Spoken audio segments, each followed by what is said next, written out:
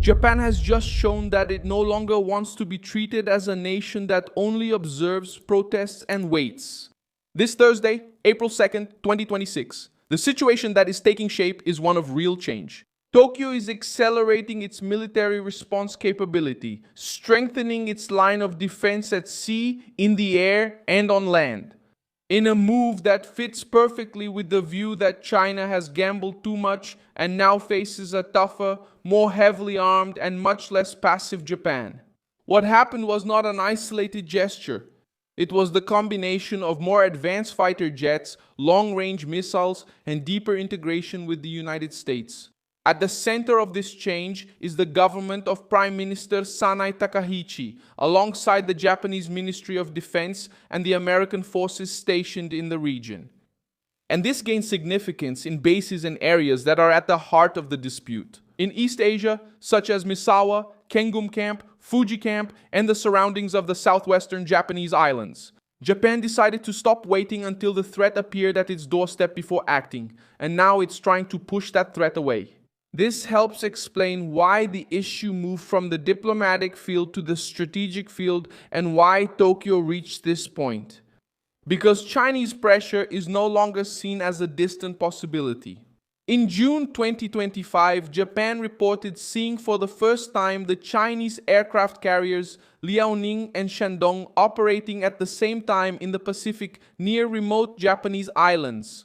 That was a serious warning for Tokyo. It was no longer an abstract dispute, but a clear sign of expanding reach, presence, and boldness on the part of Beijing. In other words, Beijing moved from rhetoric to action. And when a nation sees two Chinese aircraft carriers advancing at the same time in its strategic neighborhood, the response is no longer optional. The first permanent United States Air Force F-35A fighters arrived at the base on March 28, 2026. The F-35 is a fifth-generation fighter jet designed to operate stealthily, gather large amounts of data, and strike quickly. In practice, this increases surveillance, reaction, and deterrence capabilities in an area that is just a few hundred kilometers from China, Russia, and North Korea. Japan, which for decades was expected to show restraint, is now beginning to rely on a much more capable air network. Then, the response comes on the ground. On March 31, Japan deployed its first domestically produced long-range missiles at Camp Kengun in Kumamoto and began positioning the HVGP at Camp Fuji. The modernized Type 12 missile has a range of about 1,000 kilometers. This means that Japanese defense is no longer just a short coastal barrier and now has the range to counter threats much farther away. This is where the change becomes alarming.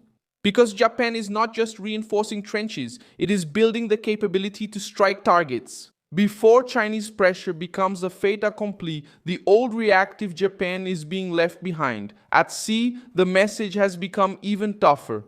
On March 27, the Japanese Ministry of Defense confirmed that the destroyer JS Shokai has completed modifications and training to operate Tomahawk missiles. These missiles have a range of over 1,600 kilometers and expand the Japanese naval force's long-range strike capability. This directly answers the question of how Japan is changing. It is combining stealth fighters, land-based missiles, and long-range naval power into a single coercive framework. And why does this matter so much? Because it turns the Japanese archipelago into an armed wall, capable not only of resisting, but also of imposing a high cost on any Chinese adventure. In the Western Pacific, Beijing seemed to count on an old Japan, trapped by the trauma of World War II and limited by caution. But that scenario has changed. Since 2022, Tokyo has been undertaking the largest military buildup since that period, identifying China as its greatest strategic challenge. Now, in 2026, this plan is moving from paper to reality, with runways, launches, and hulls.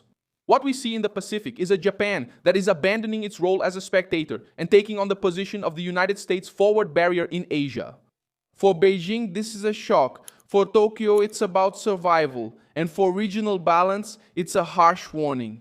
The Pacific has entered a more tense phase and is much more prepared for confrontation.